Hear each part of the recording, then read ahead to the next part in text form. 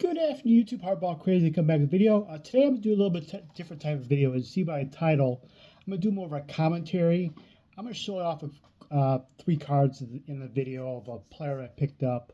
More on that later. But I thought I'd talk about a little commentary about future American football and American football, soccer and American football in America. So I was watching the World Cup a little bit yesterday. I was watching the Spain and Cape Verde match yesterday, and got me thinking. I was been percolating in my mind since the last World Cup and everything. I think the future of sports fandom, viewership, and in a lesser extent, the sports card market, because the sports card market is a small piece of the whole sports fandom and viewership world, is that I think the more global the sport is, I think it's better off. So I think that's going to be the future of sports viewership, is the big international events, i.e. the World Cup, the Olympics, winter and summer, baseball's World Baseball Classic, individual sports like you got golf and tennis, even F1. It's got the international athletes and events and such. I think for years and years, I think that's going to be the future of sports viewership. Is the more global the game is, the more the sport become popular. So I think that for that, I think American football has only a certain ceiling.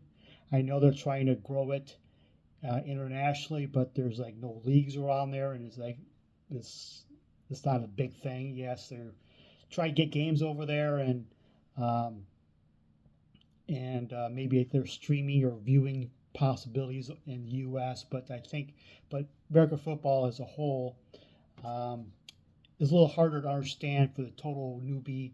So if you're a person in Europe or South America, it has a chance to watch American football in person. You have no clue about the sport, and or you want to watch on TV or a streaming service to some sport. You try to watch, understand it, you're probably totally confused. Like, why does the clock stop here? It starts here. Why is it continuing?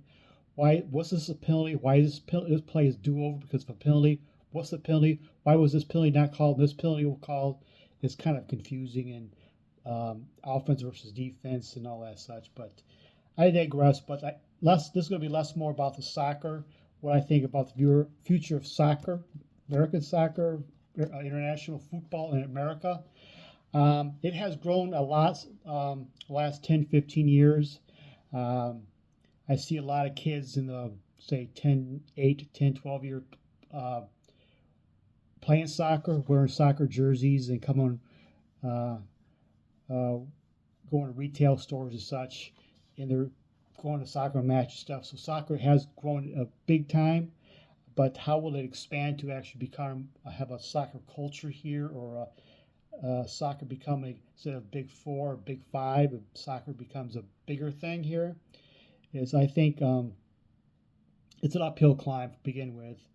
Say, for example, this World Cup, the U.S.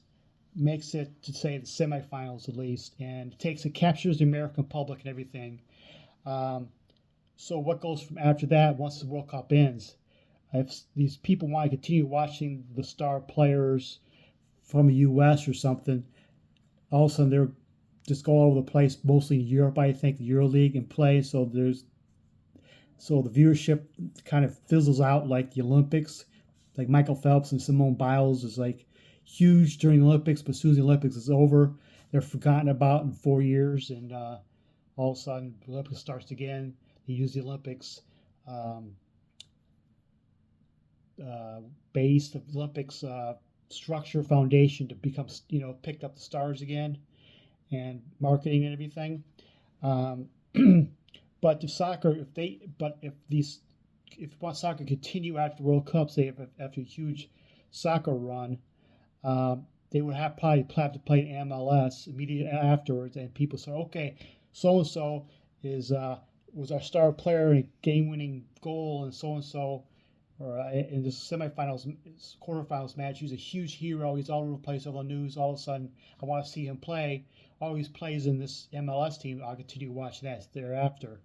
That's the only way. I think MLS will have to be because it's more local. I don't think if they went to play for Real Madrid or Manchester United or something like that, and becomes a part-time player, that I don't think it'll take the have the viewership or the strength of the imagination of the American viewer anymore. Yeah, they could probably watch and everything, but having you here in the U.S. and marketing here in the U.S. and being the local news in the U.S., I think will need to be that um, to do so. If and there's an article last week in The Athletic about how come soccer has not produced an American superstar. It basically says the culture and everything. But let's just say, for example, um, some young guy comes in like a superstar soccer player and becomes King Griffey's Jr. of the soccer world or somebody like that who just great player, greatly marketed and everything. Problem is that he probably will not play in the MLS. He probably end up playing in Europe where he gets the bigger paychecks and so forth. So American soccer is going to have a little bit uphill battle in the world. So I think that's my comment on that.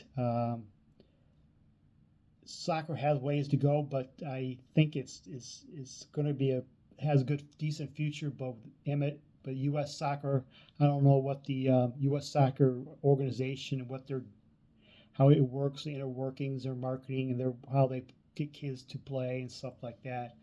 But U.S. needs to um, play well, do well. Then all of a sudden, it has to continue to capture the imagination at the World Cup. So they have to go to the star players play MLS to continue to grow.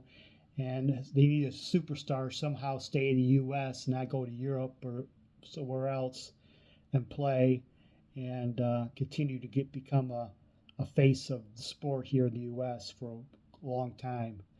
I think for the sports car hobby, I think what should have been done, I kind of thought about this, is that we see pretty much 95% of us are total newbies in the soccer world, and we only know a few names, like a handful of names. We know who Messi is, we know who Ronaldo is, we probably know who Mbappe is. Other than that, probably not anybody else, maybe one or two other people. But so if you're watching a World Cup match, like yesterday I was watching Spain, and like yesterday you have a young kid, teenager, late teens, early 20s, Lamine Yamal, I think his name is supposed to be this young superstar in the making.